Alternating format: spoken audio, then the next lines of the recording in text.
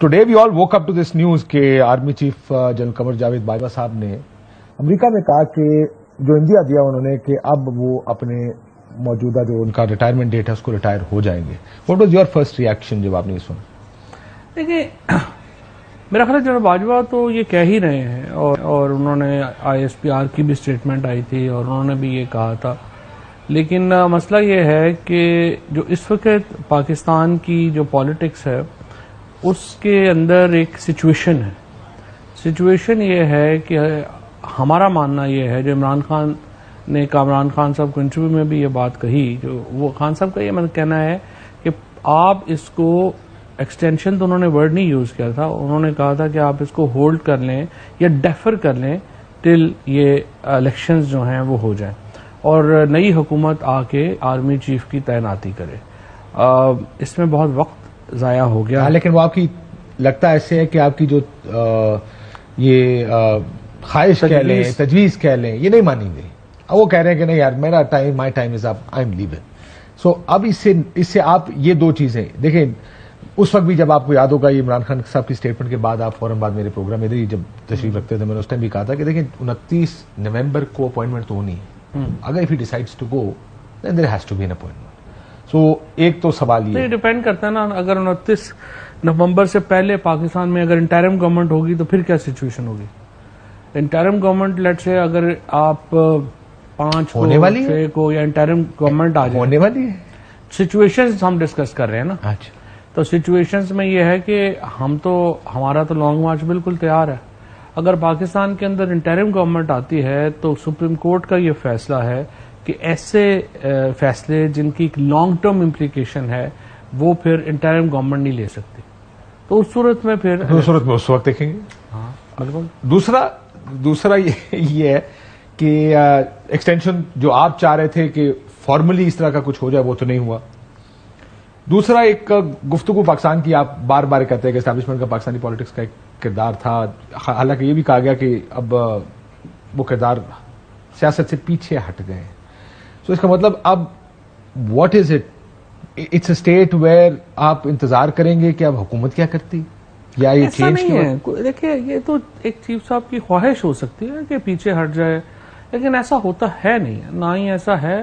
اور اس کے لیے ایکچولی میری مجھے یاد ہے ایک بڑی لمبی جو ہے وہ صاحب سے ڈبیٹ بھی ہوئی. میں نے کہا کہ یہ اس طرح نہیں ہونا کہ آپ ایک دن کہہ دیں کہ ہم پیچھے ہٹ جائیں گے تو فوج کا اس کا مطلب ہے, کیونکہ دیکھیں نا ابھی بھی وہ کہیں گے بھی تو پورا میڈیا ہر چیز جو ہے وہ تو فوج ہی کے ڈیسیجنز کو دیکھے گی نا. اس کے لیے تو انہیں پورا ایک 2-3 سال کا ایک پورا پروسیس پروسیس کے بعد پروسیس بنانا پڑے گا جس کے بعد جو ہے وہ پیچھے ہٹ سکتے ہیں. اس میں ڈیموکریٹائزیشن آف پولیٹیکل پارٹیز بھی ایک امپورٹنٹ اس کا جو ہے وہ پارٹ ہے.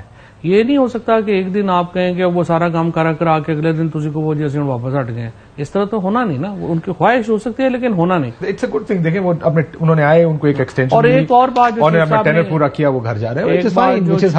چیف صاحب نے کہا ہے کہ جی اکانومی جو ہے اس کے اوپر بہت فوکس ہونا چاہیے اور اکانومی کے بغیر آپ کی ڈپلومیسی جو ہے وہ نہیں ہو سکتی. اکانومی سے پہلے بھی ایک چیز ہے, وہ ہے پولیٹیکل اسٹیبلٹی.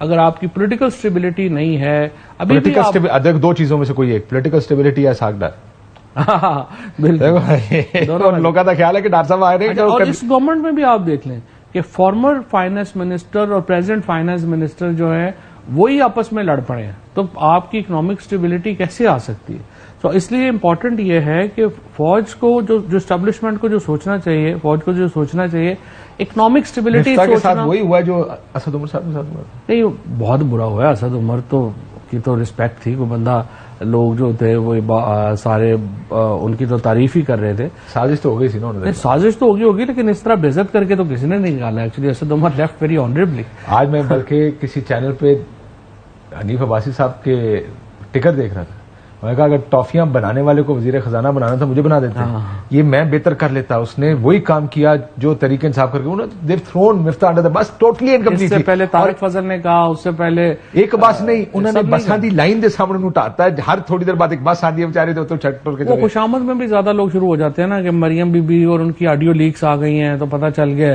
کہ prime minister where she stands اور ویئر شہباز شریف صاحب اسٹینڈز. تو سب نے سوچا کہ اسی بھی اپنا حصہ پا دیے.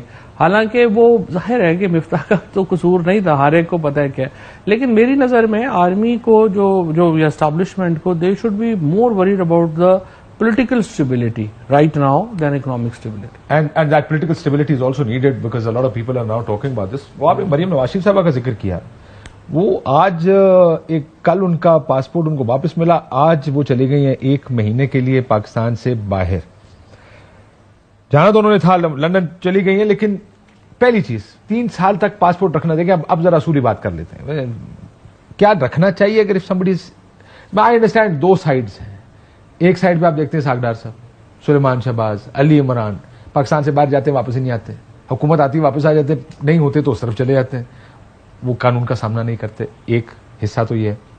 دوسرا حصہ یہ ہے کہ پاکستان میں جس کو دل کرے، یعنی مریم نواز شریف صاحبہ کو 60-90 دن جیل میں رکھا گیا، کسٹڈی میں، نیب کی کسٹڈی میں، وہ ریفرنس بھی دائر نہیں ہوا. وی سی لاٹ آف پولیٹیکل وکٹمائزیشن. آپ اس دونوں کو بیلنس کیسے کریں گے؟ دو ریفرنس ہے نا، ایک ریفرنس دائر نہیں ہوا جو کیلیبری فونٹ والا، وہ بھی اس لیے نہیں ہوا. چودھری شوگر مل میں اریسٹ ہوئی تھی نا نیب کے، اس سے پہلے اس کیس میں بھی ایون فیلڈ میں بھی تو ہوئی ہے نا، اس میں تو سزا ہوئی ہے نا. تو مینلی تو وہ اس میں رہی ہیں.